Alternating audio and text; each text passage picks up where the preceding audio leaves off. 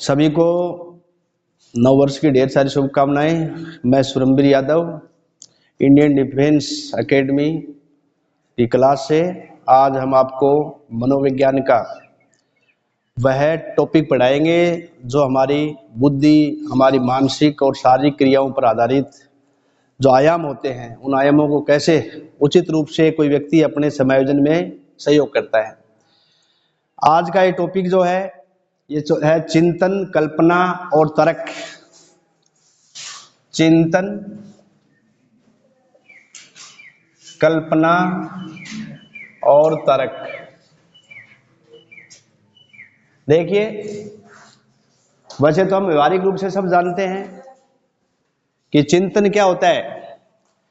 किसी भी प्राणी की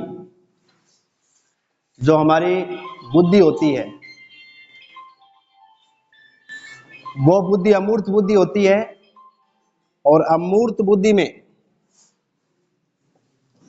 अमूर्त बुद्धि जो होती है, इस अमूर्त बुद्धि से किसी भी कार्य की करने के लिए बुद्धि को क्या करना पड़ता है, कुछ विशेष उसके अंदर आवेग क्या होते हैं, स्थापित होते हैं, और उन विशेष आवेगों को आवेग या संवेग,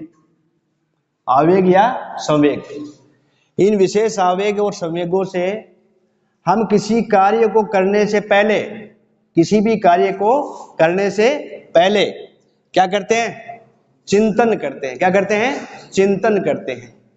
अब आप वैसे तो चिंतन क्या है, चिंतन जो है एक तरह का क्या है, तर्क कह सकते हैं इसको। चिंतन क्या एक तरह का, भाई जैसे चिंतन अपन अपने सामान्य भाषा में जैसे किसी चीज की हम चिंता करने लग गए, मान लो क्योंकि नहीं भाई ये काम करेंगे और उसके बारे में बार बार सोच रहे हैं और उससे अनावश्यक क्या हो रहे हैं, हम परेशान हो रहे हैं, तो वो चिंतन नहीं है। उसे हम कह सकते हैं क्या, चिंता। क्या कह सकते हैं? चिंता। और आपको बताया ये जो थिंकिंग होती है ये हमेशा कौन से विचार प्रकट करती है, नकारात्मक। कौन से विचार प्रकट करती है? ये नकारात्मक। ये जो नकारात्मक जो चिंतन है ये किसी व्यक्ति का मानसिक शोषण करती है। क्या करती है? मानसिक शोषण। समझ में आ गया? अब हम चिंतन का अर्थ होता है सकारात्मक। इसका अर्थ यह होता है कि जब हम किसी कार्य को करते हैं, क्या करते हैं, जब किसी कार्य को हम करते हैं तो हमारी मानसिक जो योग्यताएं हैं, मानसिक योग्यता आपको बताया हुआ है, वह योग्यता जो हमारे बुद्धि से आती हैं, उन मानसिक योग्यताओं को या उनकी क्रियाओं को या उन संवेगों को किसी अवरोध या कोई समस्या हमारे सामने आती है उसको दूर कैसे किया जाए, उस चिंतन को सकारात्मक चिंतन कहते हैं। तो चिंतन क्या है, किसी व्यक्ति की वह प्रक्रिया जो किसी कार्य को करने से पहले उस कार्य में जो बाधा आती है उसको दूर कर दे, वो क्या कहलाता है? चिंतन कहलाता है। क्या कहलाता है? चिंतन कहलाता है। दूसरा आता है कल्पना, जो आप सब करते हैं। कल्पना क्या है? कल्पना एक भाव है। तो कल्पना क्या है? एक भाव है जो अदृश्य है। क्या है? अदृश्य है। ये हमारे शरीर मतलब मानसिक हमारे जो है, हम बार बार किसी के बारे में मतलब सोचते रहते हैं। जैसे मान लो कोई बच्चा है, वो सोचता है कि मैं बड़ा होके मतलब मास्टर अध्यापक बनूंगा या राजनेता बनूंगा, मतलब ये कल्पनाएं करता रहता है। और कल्पनाएं क्या होती हैं? चिंतन नहीं हो सकती। कल्पनाएं क्या हो सकती हैं? केवल और केवल क्या है, एक रहस्य है जो वो व्यक्ति खुद जानता है और दूसरे को पता नहीं चलता है। ठीक है ना?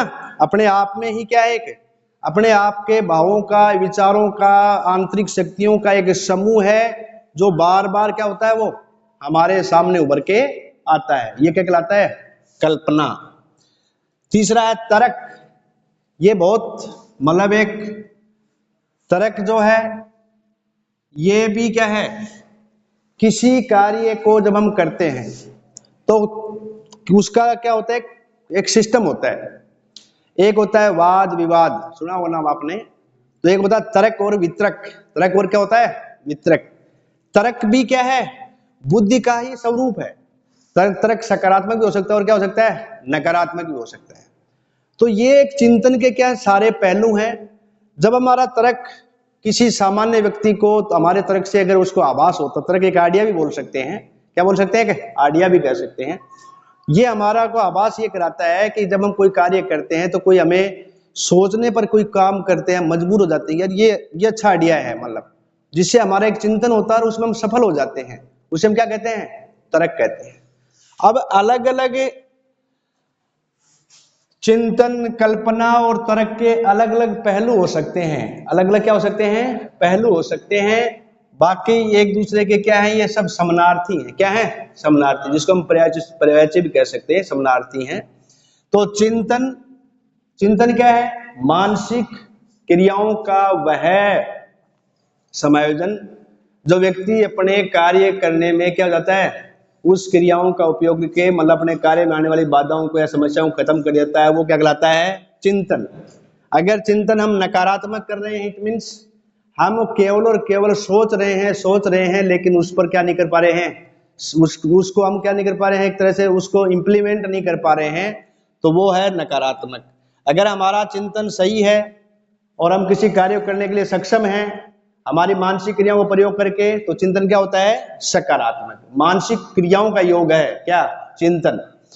उसके बाद आपको पता है कल्पना, कल्पना हमारे वह मतलब मानसिक क्रियाओं जो हम बार बार किसी चीज के बारे में सोचते हैं, और उसको मैंने आपको बताया था कि एक मतलब हमारा जो दिमाग है वो क्या होता है, वो दो तीन तरीके से काम करता है। एक तो होता है जैसे अभी हम जागृत अवस्था में होते हैं, एक अमूर्त, उसको क्या बोलते हैं, एक जागृत अवस्था, दूसरी अर्ध जागृत अवस्था, और तीसरी कौन सी अवस्था होती है, मतलब नींद की अवस्था, ठीक है ना। तो हम क्या है, बार बार क्या करते हैं, जागृत अवस्था हो या कई बार हम देखते हैं कोई काम करते हैं और हमारे सामने से कोई चीज गुजर जाती है, हमें पता नहीं चलता, इसका मतलब हम कल्पना में खोए हुए हैं। कल्पना में क्या हुए हैं, खोए हुए हैं, कि हमें समझ से क्या हो जाता है, परे हो जाता है। तो इस तरह से अनेक इसके उदाहरण हो सकते हैं।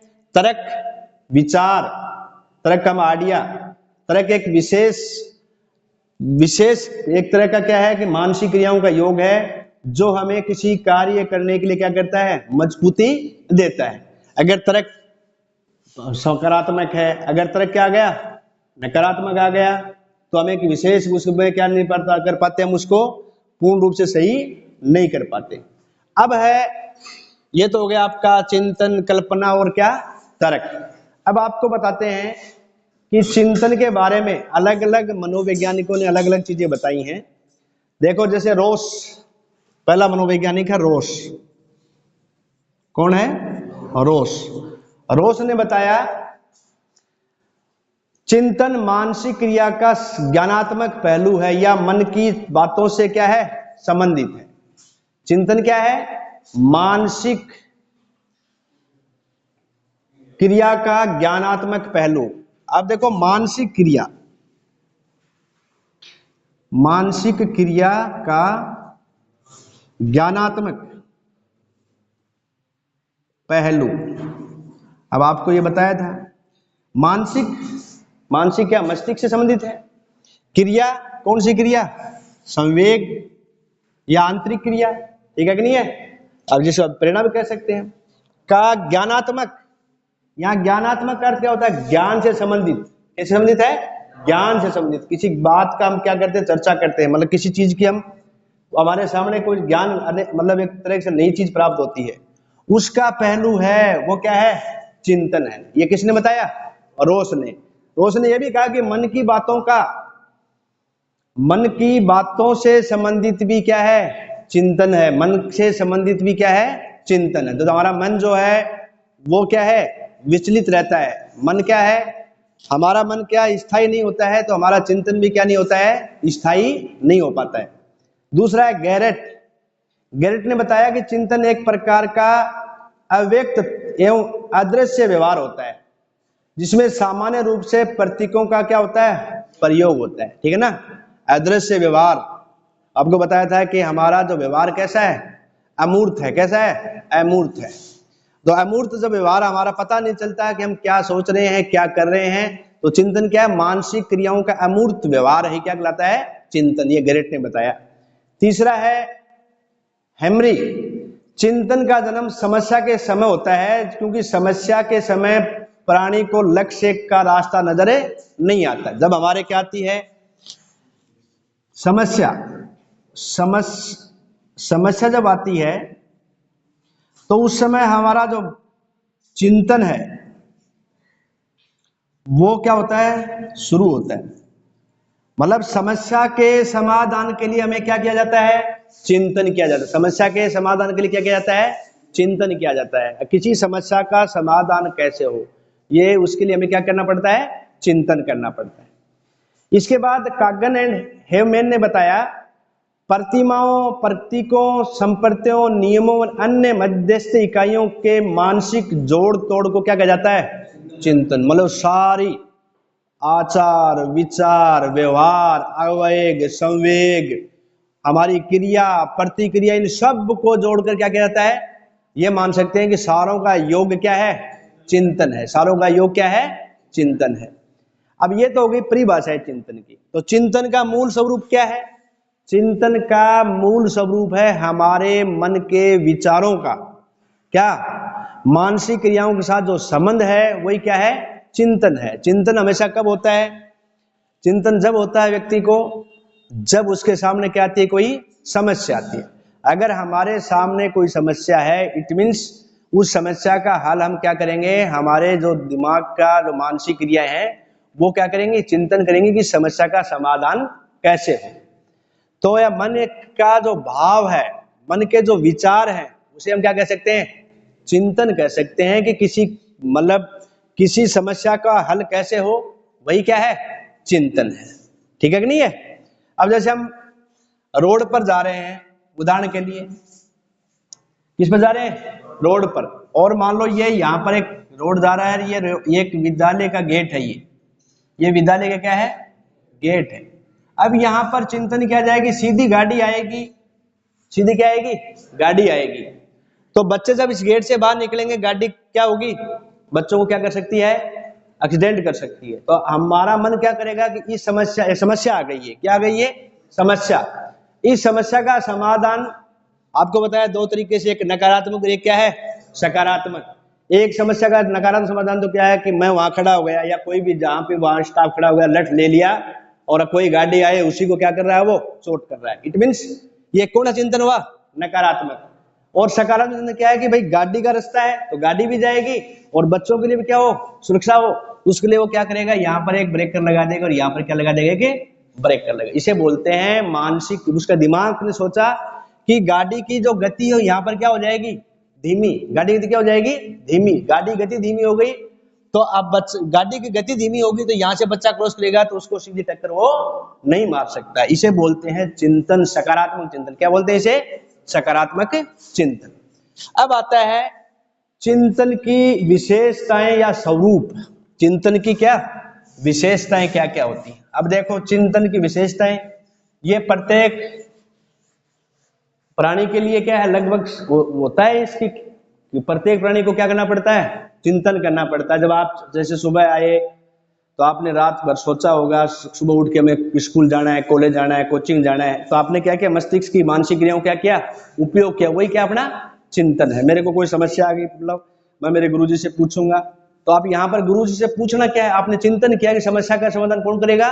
गुरुजी करेंगे। ऐसे देखो, अब इसका विशेषता का पहला विशेषता है चिंतन की विशेषताएं। चिंतन की विशेषताएं।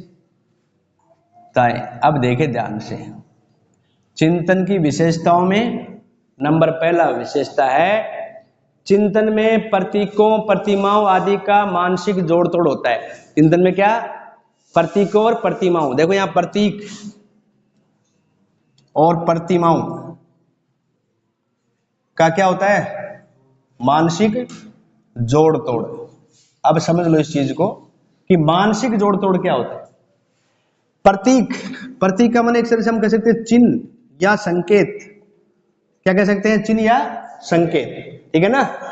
प्रतिमा, अब देखो जैसे मान लो आपने घर में देखी होगी, अपने जैसे फोटो होती है ना, या कोई मूर्ति होती है, ठीक है ना, अब उस मूर्ति का स्वरूप ऐसे नहीं बना, वो मूर्ति अपने लिए वो सामान्य हो सकती है, बनाने वाले ने अमूर्त मानसिक अपने अमूर्त विचारों से उस प्रतिमा को क्या कर दिया, प्रतिपादित कर दिया। तो उस प्रतिमा को प्रतिपादित किसके द्वारा किया गया, मानसिक जोड़ तोड़ द्वारा। उसने मस्तिष्क की जितनी भी संक्रियाएं है ना, उन सबको क्या किया उसने, सबको अपने दिमाग में बैठा के, कि जैसे मान लो किसी मूर्ति, किसी भगवान की मूर्ति बनानी है, तो भगवान का स्वरूप कैसा है, उसका रंग रूप कैसा है, उसका आकार कैसा है, उसकी भुजाएं कैसी हैं, उसके पीछे का बैकग्राउंड कैसा है, वो सारा का सारा विचार आचार मिला के और क्या बनाई उसने, या प्रतिमा बनाई। क्या बनाई, प्रतिमा। मतलब प्रतिमा, इसकी चिंतन की विशेषता क्या है, मानसिक जोड़ तोड़, मनुष्य के मस्तिष्क की जो क्रिया है या मनुष्य मस्तिष्क जो शक्ति है, उन शक्तियों का जोड़ तोड़ ही क्या कहलाता है, चिंतन। और प्रत्येक व्यक्ति में क्या होता है, ये विद्यमान है। प्रत्येक व्यक्ति में चिंतन क्या होता है, विद्यमान है। दूसरा है चिंतन एक प्रकार का अप्रकट व्यवहार है। अब देखो अप्रकट व्यवहार क्या होता है, अप्रकट व्यवहार का मतलब जैसे मैं आपसे बात कर रहा हूं, ठीक है ना, ये प्रकट व्यवहार है। कौन सा व्यवहार, आमने सामने जो बात हो रही है वो क्या है, प्रकट। अप्रकट का मतलब होता है कि उसका अदृश्य रूप आएगा, मानसिक क्रियाओं का कैसा रूप आएगा, अदृश्य। और वो चिंतन करता है और वो नई चीज क्या कर देता है, बना देता है। मतलब पता भी नहीं चलता है और नई चीजें क्या हो गया, निर्माण हो गया। उसे बोलते हैं अदृश्य, अप्रकट व्यवहार या अदृश्य व्यवहार। कुछ लोग होते हैं, जैसे मान लो आप, जैसे मान लो जाते हैं हम, ठीक है कि नहीं है, तो जैसे नई नई जैसे गाने आते हैं तो उसकी धुनें नई नई आती है। हर गाने की धुन क्या होती है, अलग अलग होती है। कहां से लाता है वो आदमी, वो अपने मानसिक क्रियाओं का उपयोग करके कि कैसे मैं इसको बजाऊं स्पेशल, तो वो अपने मानसिक क्रियाओं की पूरी क्या करता है, जोड़ तोड़ कर देता है। एक कुम्हार होता है मान लो, वो अलग अलग क्या करता है, वो अलग तरीके से अपना जो वो मतलब उसके जो भी वो बर्तन बनाता है, तो उसमें अपने दिमाग की मानसिक क्रियाओं क्या करता है, जोड़ तोड़ क्या करता है, प्रयास करता है, और एक नई चीज बन के तैयार हो जाती है। इसका मतलब जो बनाने वाला है पता भी नहीं चलता, अपन वहां पर बैठे हैं देख रहे हैं, लेकिन हम उस चीज को नहीं बना सकते, क्योंकि हमारे दिमाग में उस समय क्या नहीं है, उसके मानसिक जोड़ तोड़ नहीं उस क्रिया को करने के लिए, लेकिन उसके दिमाग में क्या है, मानसिक क्रियाओं का जोड़ तोड़ है कि वो अपने को मतलब प्रकट भी नहीं करता है और वो तो काम भी क्या कर देता है, पूरा कर देता है। इसके बाद है चिंतन एक मध्यस्थ क्रिया है। देखो मध्यस्थ का मतलब क्या होता है, चिंतन क्या है, मध्यस्थ, मध्यस्थ क्रिया, ध्यान रखो। मध्यस्थ का मतलब क्या होता है, देखिए ये आप है, ठीक है, और ये आपका नवीन का सोच है, ठीक है। और अब ये क्या होता है, देखो यहां आपको लगा कोई समस्या आ गई, क्या आ गई, कोई समस्या, ठीक है ना, नवीनतम सोच, समस्या का समाधान। अब हम कैसे करेंगे उसके लिए, आप हैं, आपने सोचा कि यार ये मेरे समस्या लिख सकते हो, इसको आप समस्या, तो आप क्या करोगे, यहां मस्तिष्क के विचारों का जोड़ तोड़ करोगे, इसको क्या कहते हैं हम, चिंतन। ये आप में और इस दोनों के बीच, समस्या के बीच में क्या है, मध्य के बीच में समाधान करता है, मध्यस्थ होता है। चिंतन हमेशा क्या होता है, दो खुद और समस्या के बीच का जो मध्य भाग है कि समस्या कैसा हल करे, वो क्या है, चिंतन है। इसके बाद आता है चिंतन में गत अनुभूति सम्मिलित होती है। मतलब गत अनुभूति, देखो ध्यान रखो, जैसे आपको पता है संसार में जिसका भी आविष्कार किसी ने भी किया है, तो उससे पहले क्या किया, छोटा काम किया, और उसके बाद उसी काम को क्या कर दिया, बड़ा बना दिया। जैसे मान लो छोटी गाड़ी बनाएगी पहले, क्या बनाएगी पहले, छोटी गाड़ी। तो जैसे मान लो एक बच्चा है ए, और ये 2012 में एक छोटी गाड़ी बनाता है, ठीक है, और ये दोबारा क्या करता है, उस गाड़ी में कुछ कमी रह गई है, तो अब ये क्या करता है 2015 में फिर नई गाड़ी बना देता है, और उसके अंदर इससे क्या होगा, ज्यादा अच्छी बनी है। फिर वो फिर क्या करता है 2025 तक और अच्छे से अच्छे क्या करता है, तो देखो पुराना अनुभव लेता है, वो क्या लेता है, पुराना अनुभव। मतलब जो अनुभव है उस अनुभव के आधार पर वो उस पुराने अनुभव को नए के साथ क्या करता है, जोड़ देता है। इसके बाद आता है चिंतन, एक उद्देश्य पूर्ण प्रक्रिया है। याद रखना, चिंतन क्या है, उद्देश्य पूर्ण प्रक्रिया है। उद्देश्य पूर्ण प्रक्रिया। अब इस चीज को समझो आप, उद्देश्य पूर्ण प्रक्रिया क्या होती है। जैसे कुछ बच्चे का टारगेट जैसे आपका है कि हम रीट क्लियर करेंगे, तो आपके सामने उद्देश्य क्या है, रीट। क्या है, रीट। अब रीट के बारे में आप, मैंने बताया था, आप यहां पर बिठा देंगे उसको, ये रहा। अब ये रीट, समस्या क्या है आपके पास, रीट। समस्या क्या है, रीट। अब रीट में कैसे पास करूं, तो उसके लिए आप क्या करोगे, चिंतन। तो चिंतन क्या हुआ, आपका उद्देश्य प्राप्त करने के लिए हमको क्या करना पड़ता है, चिंतन करना पड़ता है। ठीक है कि नहीं है। अगर लेकिन आप उद्देश्य तो ले नहीं रहे हो, कल्पनाएं कर रहे हो, तर्क दे रहे हो, वितर्क दे रहे हो कि ऐसे करेंगे ऐसे करेंगे, मानसिक रूप से आप क्या कर रहे हो, अपने अपने भावों को, अपने विचारों को अपनी खोपड़ी के अंदर क्या कर रहे हो, भर तो रहे हो, लेकिन उस पर प्रतिक्रिया नहीं दे रहे हो। इट मीन्स आप चिंतन नहीं कर रहे, सिर्फ और सिर्फ क्या कर रहे हैं, कल्पना। क्या कर रहे हैं, कल्पना। एक होता है तर्क, इसी उदाहरण समझाएगा।